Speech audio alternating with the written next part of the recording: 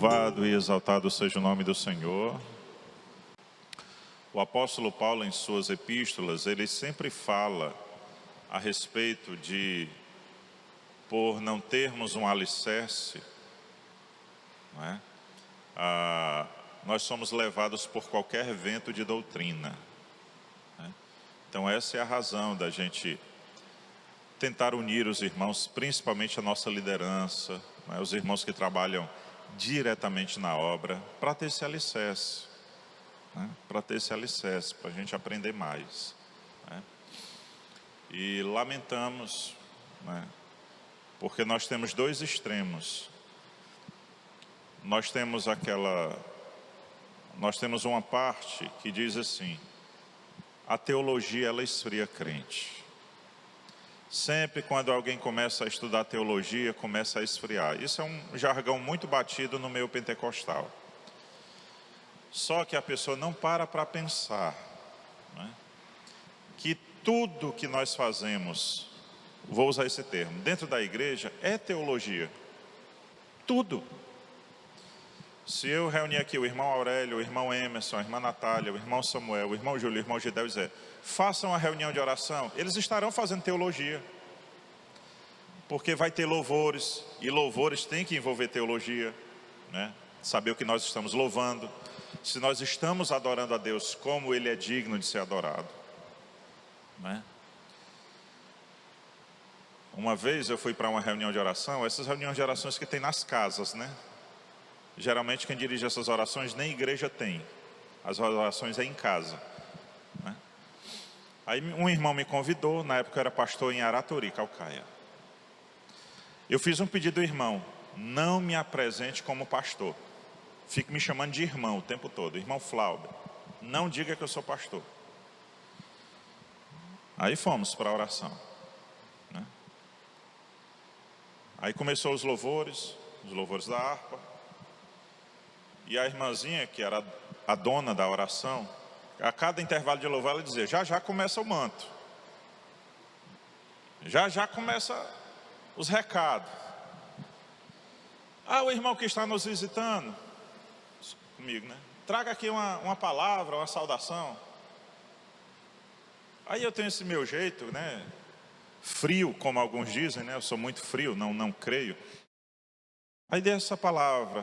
Me lembra até que eu falei de Abraão e Sara. Mais uma coisa bem rápida. Aí teve louvores e tal, aí chegou a hora do pregador. O pregador que estava... Aí ele deu a saudação em línguas estranhas, né? Estava muito cheio. Ele deu a saudação em línguas... Aí ele abriu Isaías 61. Que o Espírito do Senhor está sobre mim. Tal. Aí antes dele começar a entrar no contexto, ele disse: eu morro de medo desse povo que é cheio de Bíblia. Desse povo da teologia, que entende de tudo, que entende do grego, que entende do... Eu morro de medo. Porque está aqui, irmão, Isaías 61 está dizendo que o Espírito está sobre mim. Aqui, ó, a palavra é clara, o Espírito está sobre mim. Ó, olha a falta da teologia. Um texto totalmente messiânico. Se um cidadão desse, pelo menos frequentasse uma escola bíblica dominical, ele saberia o que se tratava. O que é isso, pastor? Teologia, né? Então, irmãos, é só um cuidado que a gente tem, né, de querer juntar o nosso povo para aprender. Aí nós temos esse primeiro povo, que é o que diz que teologia esfria crente. Aí nós temos o segundo grupo. Qual é o segundo grupo? Eu não preciso disso. Eu já tenho conhecimento.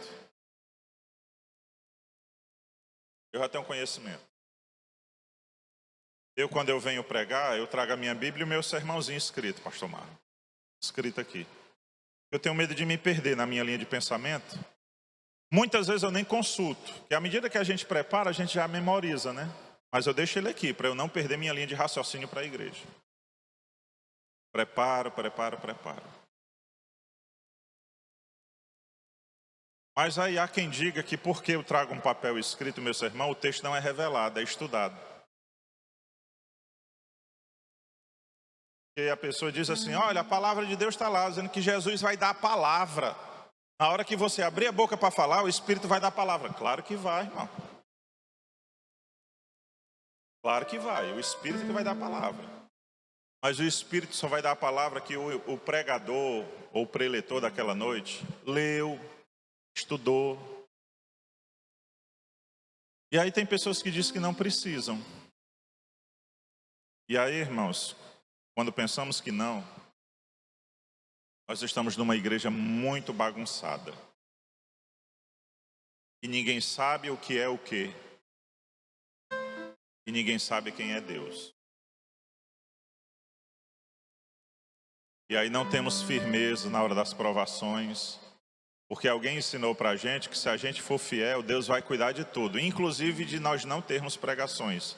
E quando se estuda a Bíblia Sagrada, a gente aprende que Deus está conosco, principalmente nas provações. Então, meus irmãos, esta é a razão de nós tentarmos reunir principalmente a liderança da nossa igreja para aprender mais da palavra de Deus. Amém? Glória a Deus. Eu quero convidar aqui o pastor Marlon.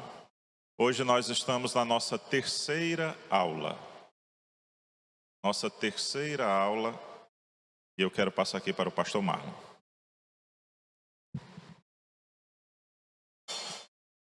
Graça e a paz do nosso Senhor e Salvador Jesus a todos. Amém?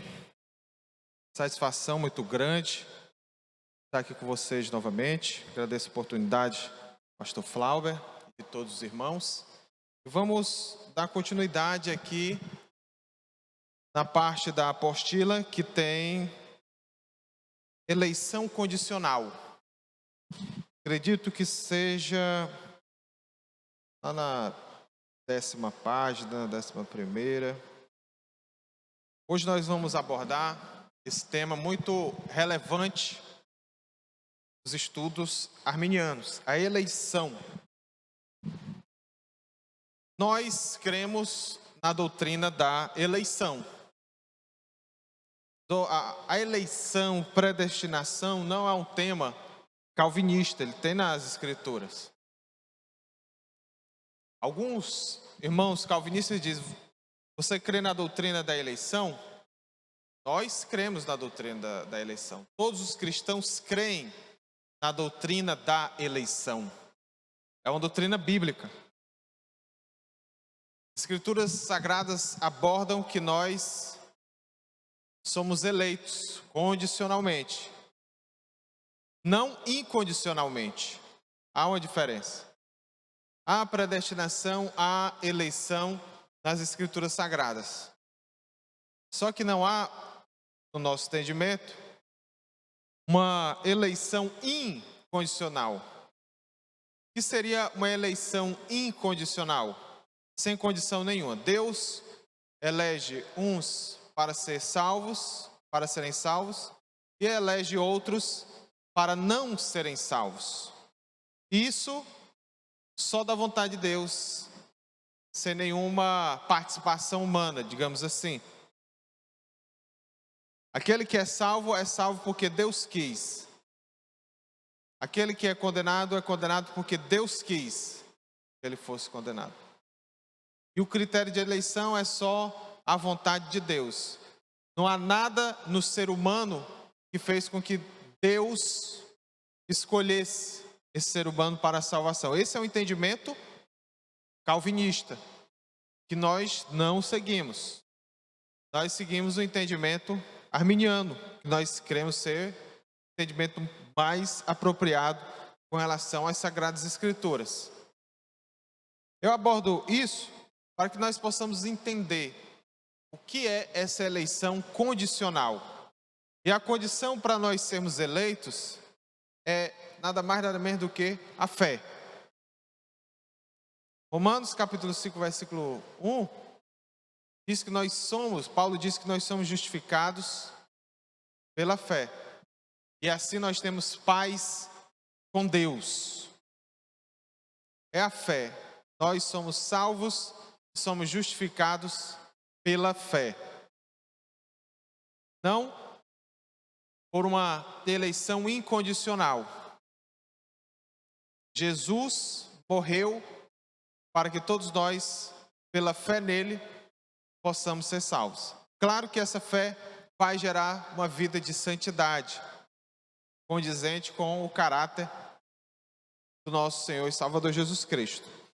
Como nós vemos aqui na apostila, a eleição no arminianismo é tanto pela presciência, em que Deus sabe quem irá crer nele ou não, pois ele conhece o passado, o presente e o futuro exaustivamente, quanto corporativamente, em que Deus escolhe aqueles que fazem parte da igreja, fazem parte de uma forma autêntica e não de uma forma desleixada. E quando mencionamos fazem parte da igreja, não é igreja A, igreja B, igreja C. É da igreja invisível, digamos assim, do Senhor Jesus. Não uma igreja institucional A, B ou C, mas aqueles que fazem parte da igreja militante do nosso Senhor Jesus Cristo. Costuma-se dizer que a igreja militante é aquela que ainda está aqui na terra. Está militando, como a palavra de Deus diz, lutando unânimes pela fé do Evangelho. A fé que uma vez foi dada aos santos. E há a igreja triunfante, que são aqueles que já morreram em Cristo, que já triunfam com o Senhor. Nós, ainda que estamos vivos aqui, fazemos parte da igreja militante.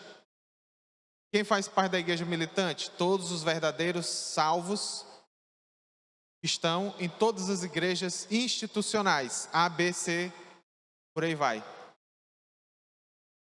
Nós, pela graça de Deus, se Jesus não voltar antes, faremos parte da igreja triunfante quando nós morrermos. De militante para triunfante. Então, nós vemos aqui que a eleição no arminianismo é tanto pela presciência quanto corporativamente. Ou seja, o que é presciência?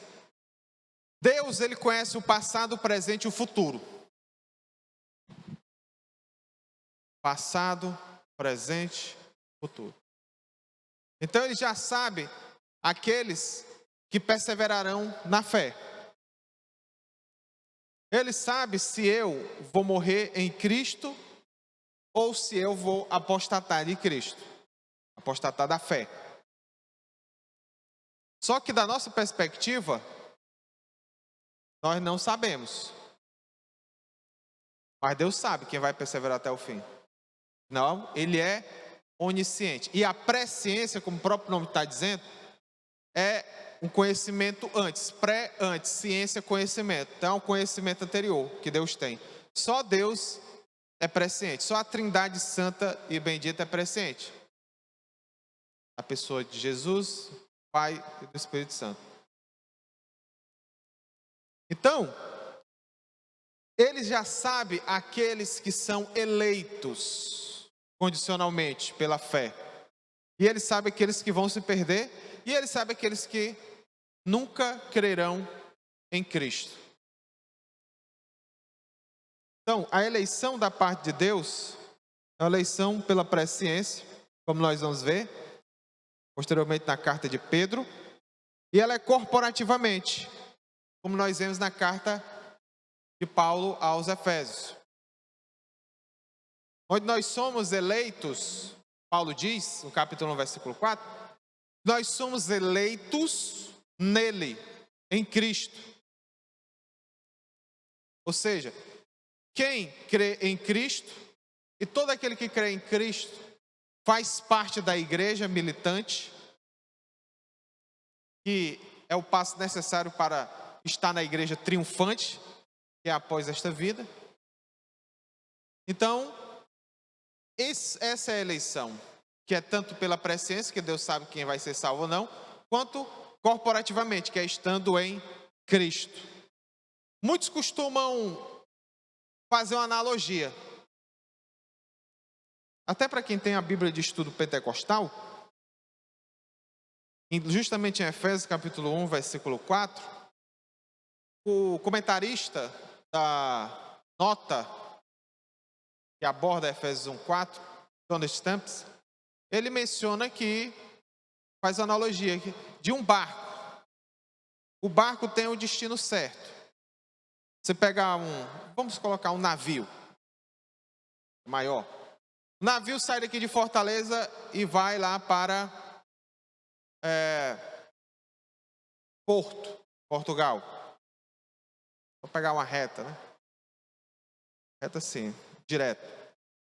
Então, chegando lá tem o destino certo. O navio tem o destino certo. Nós vamos partir do pressuposto de que ele não vai afundar. Tem o destino certo. Já está garantido, já está predestinado.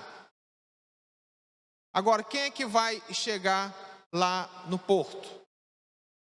São aqueles que escolheram entrar no navio. O destino já está certo, já está predestinado.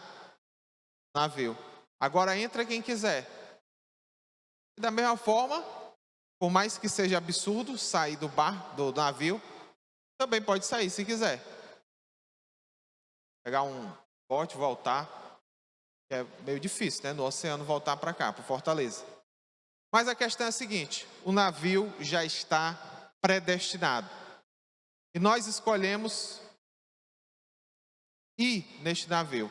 Mesma coisa é a salvação. A igreja é o navio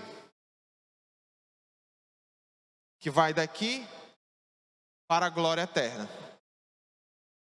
Aqueles que estão na igreja, obrigatoriamente é quem está em Cristo, como Paulo diz em Efésios capítulo 1, versículo 4. Então, aquele que está na igreja, aquele que está ligado ao corpo, aquele que está ligado à noiva de Cristo, vai ser salvo. Agora ele pode sair se quiser. E Deus já sabe aqueles que estão na igreja e que vão perseverar até o fim, que estão em Cristo Jesus. Amém? Então esse é o entendimento de uma analogia muito conhecida. Para facilitar o entendimento do que é uma eleição corporativa. Corporativa por causa do corpo. E a igreja é o corpo de Cristo. É pela presciência porque Deus conhece o passado, o presente e o futuro. Nós abordamos e enfatizamos isso, que Deus conhece o passado, o presente e o futuro, mas porque tem correntes de entendimento teológico que creem que Deus não conhece o futuro. Deus só conhece o passado e o presente, e o futuro não. Uns creem que é ou porque Deus não pode conhecer o futuro, porque ele é limitado, o que seria algo absurdo, né? Crer assim. Mas tem pessoas que creem assim, que Deus é limitado e não conhece o futuro. E há aqueles que creem que Deus não quer conhecer o futuro. Ele pode, mas não quer. Um é um entendimento errado. O outro é um entendimento herético. O entendimento errado é que Deus não quer conhecer o futuro, embora possa. Isso aí é mais conhecido como teísmo aberto. Deus não quer conhecer, mas pode, mas ele não quer. E o outro entendimento é o entendimento de que Deus não pode conhecer o futuro, porque ele não consegue, ele é limitado. Que é o entendimento chamado teologia do processo. Houve até rachas de igrejas, uns 15 anos atrás, justamente por causa desse entendimento, uma limitação de Deus. Então, por isso que nós enfatizamos que Deus ele é presciente, sabe do passado, presente e futuro, e escolhe aqueles que creem em Cristo e deixa a sua vida de pecado, aceitando a Cristo como seu Senhor e seu Salvador. Então, Deus nos elege de uma forma bem objetiva. Se crermos nele, seremos salvos de nossos pecados e entraremos no seu reino. A justificação e a salvação são pela fé em Cristo Jesus que nos tira de todo o pecado. Não de alguns pecados, mas de todo o pecado. Como nós vemos em Romanos 5, versículo 1, temos paz com Deus. A paz que excede todo entendimento, que nos dá a satisfação da nossa existência, tirando tudo aquilo que impede de ter uma comunhão majestosa com Ele. Jesus aborda em Mateus capítulo 11, versículo 28 ao 30, que viessem a Ele todos os que estão cansados e sobrecarregados, que Ele lhes dará descanso.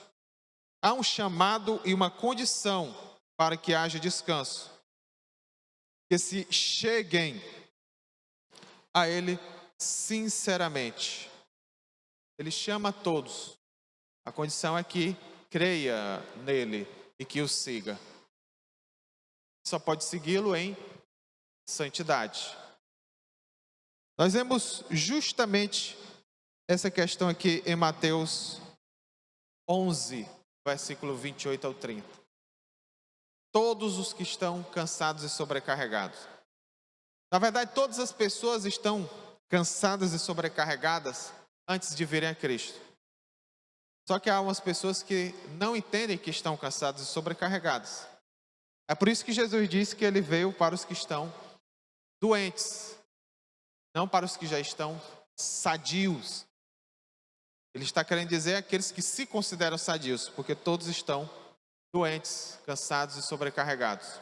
Então, e a condição primeira de nós chegarmos a Cristo é reconhecermos a nossa doença, o nosso cansaço, os nossos pecados, e assim, esse arrependimento e essa decisão de nós irmos a Jesus, tudo isso é o que se chama fé. O versículo mais famoso das Sagradas Escrituras é João 3,16. Essa passagem é clara no tocante à eleição mediante a fé. Pois Jesus disse que todo aquele que crê nele tem a vida eterna. Esse versículo é o versículo mais conhecido da Bíblia. Todos nós devemos saber esse versículo. Que Deus amou o mundo de tal maneira, deu seu Filho unigênito, para que todo aquele que nele crê não pereça, mas tenha a vida eterna. Ou seja, Deus amou algumas pessoas. É assim que está? Nós vamos ver no próximo encontro, mais detalhadamente, o entendimento de que Jesus morreu por todas as pessoas. Nós vemos aqui isso, que Deus amou o mundo, ou seja, todas as pessoas. Enviou o seu Filho para todas as pessoas, com uma condição para que essas pessoas sejam salvas. O próprio João 3,16 diz: aqueles que creem nele não morram. E essa morte aqui é a morte eterna, para sempre longe de Deus. Não morra, não pereça, mas tenha a vida eterna. Qual a condição? Crê nele. Todo aquele que crê nele tenha a vida eterna. Nós vemos isso claramente em João 3,16. Em João 6, versículo 40, Jesus realça que é a vontade do Pai que todo aquele que crê tenha a vida eterna. De fato, a vontade de meu Pai é que todo homem que vir o Filho do Homem e nele crê, tenha a vida eterna. E eu o ressuscitarei no último dia. Essa é a eleição condicional. Crer. O que está escrito na palavra inerrante de Deus, que é a Bíblia Sagrada, é que todo homem quer vir o Filho e nele crê. a decisão pela graça de Deus, que disponibiliza isso, é do ser humano. De crer em Cristo. Se não fosse pela graça, nenhum ser humano poderia crer, porque está morto em seus delitos e pecados, como Efésios capítulo 2, versículo 8, nos diz. Todos os seres humanos, por si mesmos, estão mortos em delitos e pecados. É pela graça de Deus, de acordo com João capítulo 1, versículo 9, que ilumina a todo ser humano que vem ao mundo. Como nós já vimos isso, quando abordamos a graça preveniente de Deus, que nos possibilita crer em Cristo. Então, aquele que vir o Filho e crer nele terá a vida. Não está dizendo que aquele que Jesus quiser, aquele que Deus quiser, e somente esses, não outros, vão ser salvos. Mas a salvação está disposta a todos. A única condição é creia. Paulo aborda em Romanos 8, 29, que os que Deus de antemão conheceu, Ele os predestinou. Deus, pela sua presciência, conhece os que irão crer nele e os predestina, ou seja, torna-os a imagem de seu Filho. Romanos 8, 29 nos aborda isso. E aos que de antemão conheceu, os predestinou. E não predestinou aos que de antemão conheceu. Primeiro, ele de antemão conhece. Ele sabe o passado, presente e futuro, quem vai crer ou não. E baseado nisso aí é que ele predestina ou elege, no caso aqui, para a glória eterna. A ordem dos fatores, nesse caso, altera o resultado, altera o entendimento, porque a presciência vem antes da predestinação, e não são a mesma coisa, como alguns irmãos calvinistas dizem, predestinação e presciência é a mesma coisa. Não, aqueles que de antemão ele conhece, ele predestina. Aqueles que ele sabe que vão perseverar até o fim, ele predestina a glória eterna em Cristo Jesus. E em Efésios capítulo 1, versículo 5, a finalidade da eleição é para sermos conformes à imagem do seu Filho. Nos predestinou para Ele. Qual a finalidade? Para a adoção de filhos. Por meio de quem? De Jesus Cristo. Segundo o quê? Beneplácito de sua vontade. Nós devemos sempre ter essa passagem aqui em mente para vermos a finalidade da eleição. Para o quê? Por meio de quem? Segundo o quê? Temos que ver o quão maravilhoso, o quão belo, o quão delicioso é esse relacionamento que nós temos, todos os salvos, com a Trindade Santa. Amém? Pedro também aborda acerca da eleição divina. Ele afirma em 2 Pedro, segunda epístola de Pedro, capítulo 1, versículos 1 e 2, que a eleição se dá por meio da presciência de Deus. Não é uma eleição mediante uma predeterminação de Deus, que Deus já estabelece sem nenhuma condição. A eleição dos salvos, mas sim que a eleição acontece condicionalmente, por meio do conhecimento antecipado de Deus, que sabe do passado, do presente e do futuro. 2 Pedro capítulo 1, versículo 1 e 2 diz: Eu botei 2 Pedro, foi, primeira, desculpa. Isso que estava lendo, estava chegando no propósito aqui. Paulo, apóstolo de Jesus Cristo, aos eleitos que são forasteiros da dispersão no Ponto, Galácia, Capadócia, Ásia e Bitínia. Versículo 2. Eleitos segundo a presciência de Deus Pai, em santificação do Espírito, para a obediência e a expressão do sangue de Jesus Cristo. Graça e paz vos sejam multiplicados. Eleitos segundo a presciência de Deus Pai. Por meio de quê? Da santificação do Espírito. Com a finalidade? Para a obediência e a aspersão do sangue de Jesus Cristo. Vemos sempre essas preposições aqui, né? Em, para, por, muito significativo. Eleitos segundo a presciência de Deus. É isso que Pedro aborda nessa questão aqui.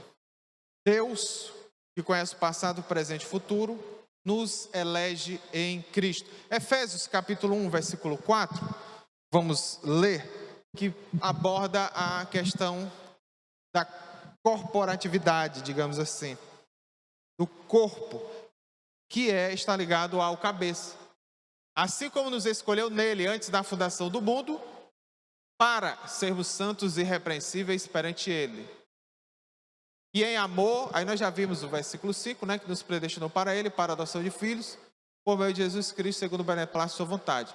Então, no versículo 4, por gentileza, nós vemos que, assim como nos escolheu nele, quem é esse nele? Jesus. Deus escolhe em Cristo. Aqueles que estão em Cristo são salvos. Então, Jesus morreu e ressuscitou para que nós crescêssemos nele e assim fôssemos salvos. A eleição é pela fé. Nós vimos no primeiro encontro aqui que um dos temas da reforma protestante é sola fide, né? Que é somente a fé. Somente a fé em Jesus Cristo. E nós que somos justificados pela fé, como nós vimos em Romanos 5, versículo 1, nos é informado que nós somos salvos e justificados justamente por isso, pela fé. Se nós fôssemos salvos de antemão, sem levar em conta a fé, então Jesus só morreu para uma espécie de cumprir uma tabela, por aqueles que já foi decidido quem ia ser salvo ou não. Quando na verdade a palavra de Deus nos diz que Jesus morreu para salvar a todos. E a fé nele é que nos salva. Então, Jesus morreu para que nós tenhamos fé nele. E não, Jesus morreu porque já foi decidido quem já era salvo ou não. É por isso que isso nos motiva a pregar o evangelho a todas as pessoas. Porque todas as pessoas são alvo de Jesus na sua cruz há 2000 anos. Crendo nele, nós podemos ser salvos. Nós também achamos por bem abordar a questão da eleição para o serviço. Acredito que foi a irmã que perguntou no domingo passado, né, da eleição, né? Nós temos a eleição para a salvação, que nós vimos aqui.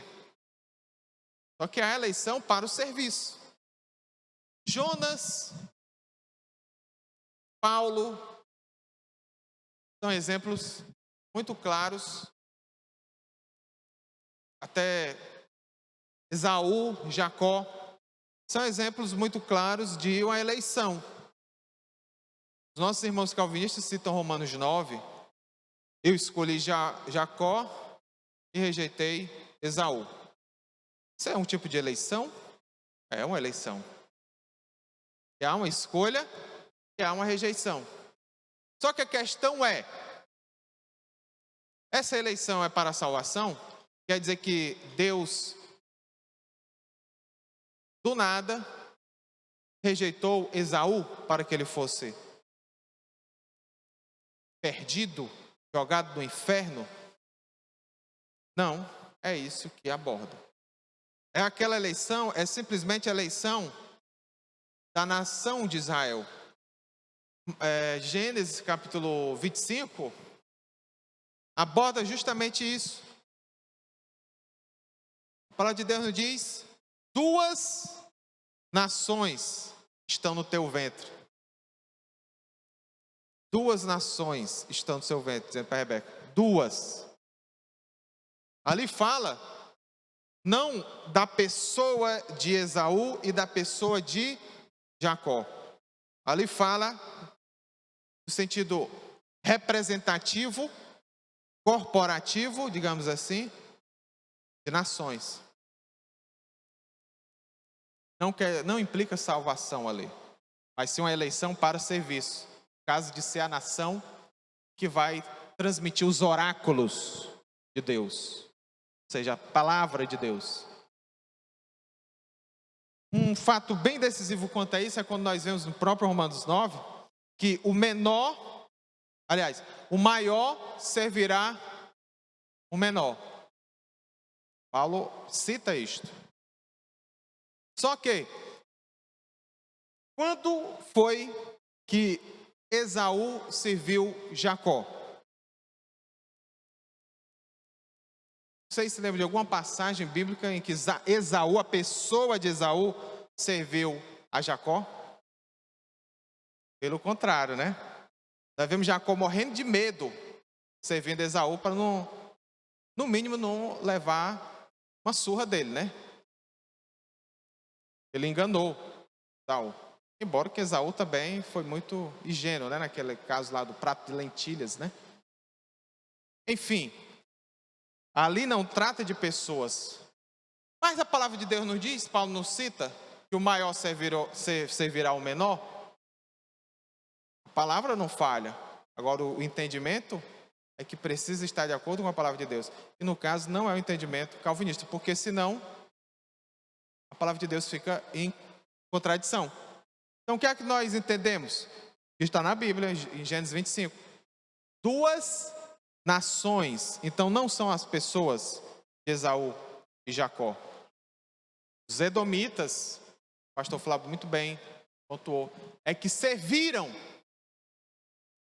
aos hebreus, aos israelitas, né? Isso quer dizer que os edomitas não têm salvação? A palavra de Deus menciona que a salvação é alcançada também, não só aos edomitas, mas até aos babilônios, até aos egípcios. Isaías capítulo, se eu não me engano, 21, falha a memória agora, diz que naquele dia, Isaías profetizando, por meio do Espírito Santo, Israel será o terceiro, depois de Egito e Babilônia. O que nós vemos a graça de Deus, né? Os 2 povos que são conhecidos como os opressores de Israel, estando à frente de Israel. É a graça de Deus, né? Então a salvação é para todos, sejam edomitas, sejam egípcios, sejam babilônios e até os assírios. Então, nós vemos justamente isso, essa eleição para o serviço. Paulo foi eleito para pregar o evangelho. Em Nínive, Jonas foi eleito para ir para lá pregar. Mesmo contra sua vontade, ele foi pregar lá em Nínive. Ele não queria, mas ele foi forçado. Ali não implica em salvação. Ali implica em quê? Serviço. Há uma irresistibilidade. Mesmo Jonas não querendo, mas ele foi. Tem vários casos, né, na Bíblia Sagrada de pessoas separadas por Deus. Grosso modo, estava lembrando aqui de Samuel, né? Grosso modo de Samuel. Vários casos, mas para serviço. Okay? Então, nunca para salvação. essa é a diferença que nós devemos sempre ter em mente. Serviço e salvação. Eleição incondicional, nunca para a salvação. Ciro, ele disse que o meu servo, só que Ciro não era crente, né? Pelo menos eu não creio na Bíblia. É assim que ele era crente. Diferente, por exemplo, de Nabucodonosor, né? Que nós vemos que tudo indica que ele morreu salvo. Depois também de ter comido capim. Conhecido a soberania de Deus. Mas Ciro não. E ele chama de servo, né? Ou seja, a eleição para servir. Deus usa os ímpios, até aqueles que não são crentes, para fazer a sua vontade. Mesmo eles fazendo porque desejam fazer. Mas Deus torna mal em bem. Como no caso, por exemplo, do próprio José, né? Mencionado isto. Seus irmãos o venderam, mas Deus, fazendo uma analogia como um excelente jogador de xadrez, aproveita todas as jogadas e transforma em bem. Amém? É Deus quem nos escolhe, porque a eleição, quem elege? É Deus. Só que a eleição é condicional, tem uma condição. É isso que nós devemos sempre entender. Existe a eleição, Deus escolhe, Deus elege, mas com a condição, e essa condição é a fé. Então, nós vemos justamente isso nas Sagradas Escrituras, a eleição condicional. Alguém tem uma pergunta que nós possamos responder? Sim, a questão de Judas, não é que Judas nasceu para ser condenado. Haveria o filho da perdição. Só que Deus, sabendo do que ia acontecer, já estabeleceu isso. Já viu que isso iria acontecer, a traição de Jesus, e trabalhou nisso. Como eu disse, na analogia do jogador de xadrez. Ele sabe de todas as ações humanas, sabe do que aconteceria se o ser humano fizesse isso ou aquilo. Por exemplo, no caso de Davi, sabe antes de Keila? Davi pergunta a Deus: Senhor, se eu for ali, para aquele local em Keila, eles vão me entregar a Saul? Deus diz, vão. Davi foi? Claro que não foi. Mas Deus sabe de todos os passos. Até se você fosse para um lugar, ele saberia o que aconteceria naquele lugar. Se você fosse para outro, saberia. Então, ele sabendo de tudo isso, saber que haveria um traidor. E sabendo disso, ele criou o momento certo, como Paulo fala, na plenitude dos tempos, enviou Jesus, e ali encaixou para que Jesus fosse morto, ressuscitado, tendo um traidor. Mas ele traiu porque quis. É tanto que, quando Jesus menciona, falando para os discípulos, que eles julgarão as nações, julgarão as pessoas, ali não havia ainda a traição de Judas. Judas estava lá. Ele menciona que eles iriam julgar. Então, assim, haveria o filho da perdição. Mas o filho da perdição escolheu ser perdido. A questão é a seguinte: há a predestinação do filho da perdição. Entendeu? Esse ponto. Só que a pessoa que iria ser filho da perdição não foi predestinada. A pessoa. Haveria, digamos assim, alguém que iria trair Jesus. Exato. Porque precisaria disso. No caso aqui, para se cumprir a profecia, se cumprir a redenção de todos nós. Mas Judas é que escolheu, no caso, trair a Jesus e cumprir esse requisito. Viu, pastor? Nem a igreja. A igreja, ela é eleita. Ok? Como eu disse aqui agora há pouco. Já é certo, já é fato, é a igreja. Agora, quem faz parte da igreja, faz parte porque quer. A pessoa em si, ela não é, digamos assim, eleita incondicionalmente. Assim como a pessoa de Judas não foi eleita incondicionalmente, mas sim a função, mas sim o serviço, que haveria um traidor. E Judas queria ser traidor, porque quis. Da mesma forma, nós, a igreja já está certa, já está predestinada. Agora, na eleição do navio, quem faz parte da igreja faz parte porque quer.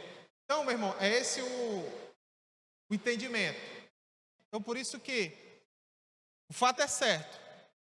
A predestinação, no sentido de que haveria aquele filho da perdição, isso é notório. Agora, coube a Judas ter tido essa vontade de ser o traidor. E aí, no caso, não foi por predestinação para ser filho da perdição, mas haveria a condição, ou no caso, ou a situação de ser filho da perdição e de ser o traidor. Então, só para que nós entendamos isso. Okay? Mais alguma pergunta? 1 Pedro 1, versículo 1 e 2, ele diz assim, ó, eleito segundo a presciência de Deus, ou seja, pelo que eu entendi da aula, Deus elege porque ele entende que a trajetória do homem é de ser fiel com ele, para ele, até o final. Então, isso é presciência. Então, esse homem está predestinado porque Deus sabia que ele guardaria a fé. Só que aí depois ele diz assim, ó, em santificação do Espírito para a obediência, que aí já, a minha impressão que eu tenho é que esse versículo, metade dele é arminiano, metade dele é calvinista.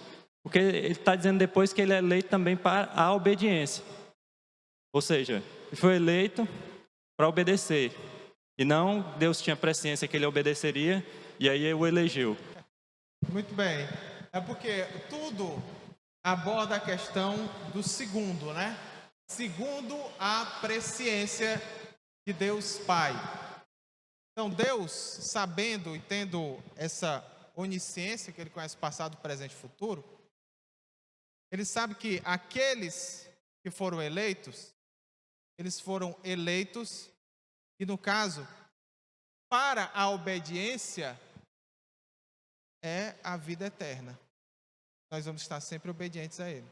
E a aspersão do sangue de Jesus Cristo, ou seja, que é justamente Jesus ter morrido por todos. Então, segundo ou por meio da presciência, é porque Deus sabia que essa pessoa iria ser salva. Por quê? Porque ela perseverará até o fim. Então, para a obediência, é que na vida eterna nós sempre vamos ser obedientes. Aí entra aquilo que eu até acho que eu mencionei aqui no primeiro encontro, que antes do pecado nós podíamos pecar.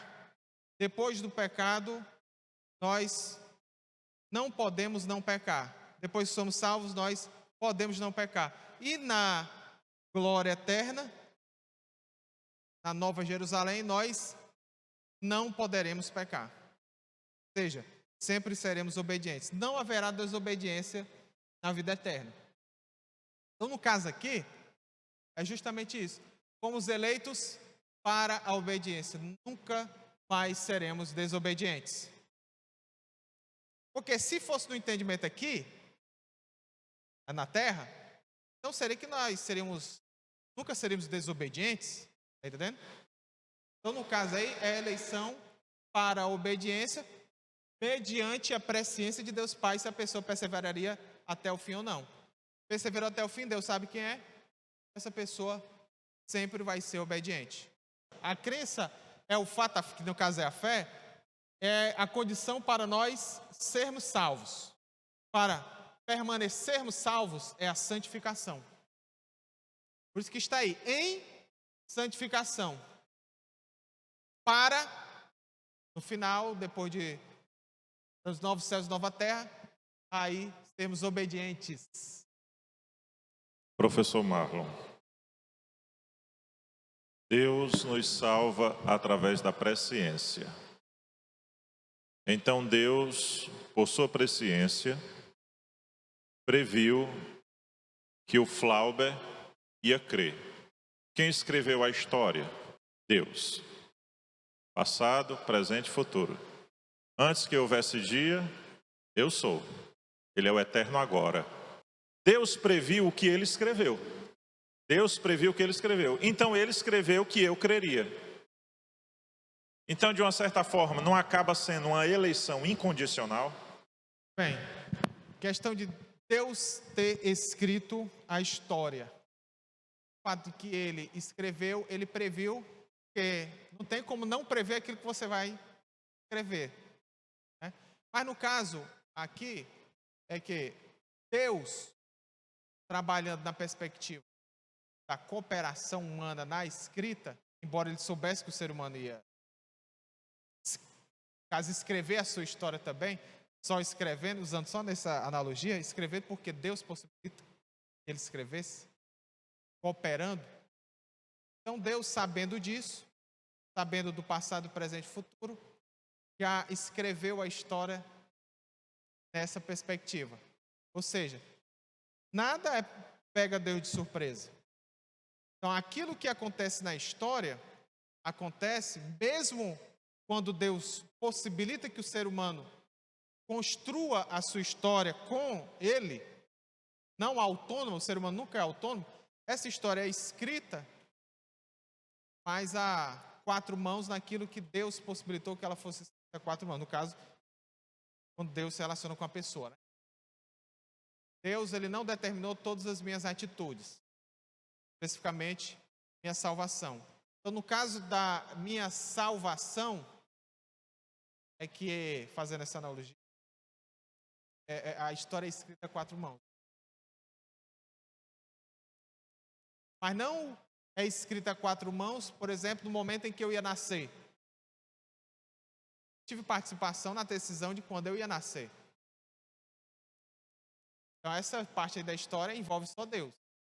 Mas na parte da salvação, tem muitas outras coisas. A escolha, você vai morar aqui ou ali, você vai se casar com alguém. Aí é o caso que Deus possibilita essa escolha para cada pessoa.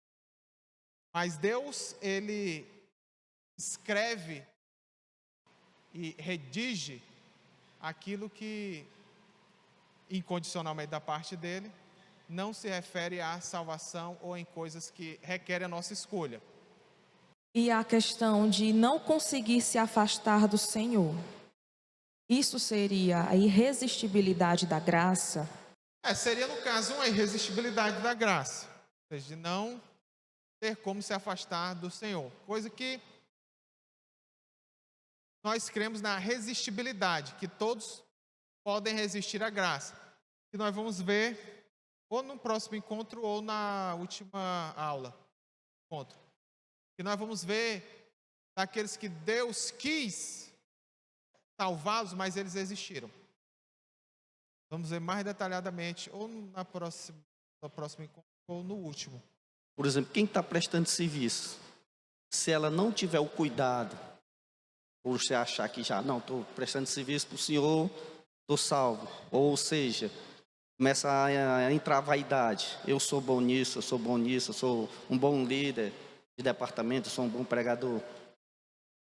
Então, nessa situação, as pessoas aí que tem que ter mais cuidados na questão quem está prestando serviço. E a outra coisa, eu por si só digo assim, eu não tenho nenhum cargo, nem presto serviço na igreja, mas se eu disser assim, eu vou evangelizar, eu vou fazer boas obras, se eu disser isso, eu estou sendo chamado para o serviço ou está partindo de uma condição minha, de um desejo meu? Bem, na questão da primeira pergunta sobre o orgulho de servir, né? Pode ter esse orgulho, mas como o próprio Paulo nos aborda, a questão da jactância, né? Quando ele fala em Romanos, que a jactância é o orgulho, ele até menciona, deve ser de todo excluída. Porque não tem como salvo verdadeiro sentir orgulho. Ela deve ser de todo excluída. Porque se há orgulho, o orgulho foi o que ocasionou a primeira queda. A queda de Satanás. todo tipo de orgulho ele deve ser excluído. E não condiz com o salvo. Com relação ao serviço, não, sempre vai partir do Espírito Santo, da graça de Deus, operada por meio do Espírito através de Jesus. A questão, um termo que é usado, que muitos não gostam, mas dos leigos. São os leigos, aqueles que não são pastores, não são presbíteros, não são ordenados. Todos os leigos são. O leigo tem também a questão mais de semântica, de significado da palavra. Leigo pode ser uma pessoa que não tem conhecimento. E também pode ser, nesse caso, uma pessoa que não é ordenada. Ou seja, aqueles que não têm uma ordenação pastoral, ministerial, isso no âmbito da eclesiologia, o estudo da igreja, é chamado de leigo. São leigos. Leigos não no sentido de ignorantes, que não têm conhecimento. Não é isso. Leigo no sentido da igreja, de eclesiologia, do estudo da igreja, que é que não são ordenados. Então, aqueles que não são ordenados têm a função específica. Muitos evangelizam, muitos que não são ordenados têm essa função específica. Pregar o evangelho. Amém? Amém, pastor? Podemos encerrar? Vamos ficar de pé, meus irmãos.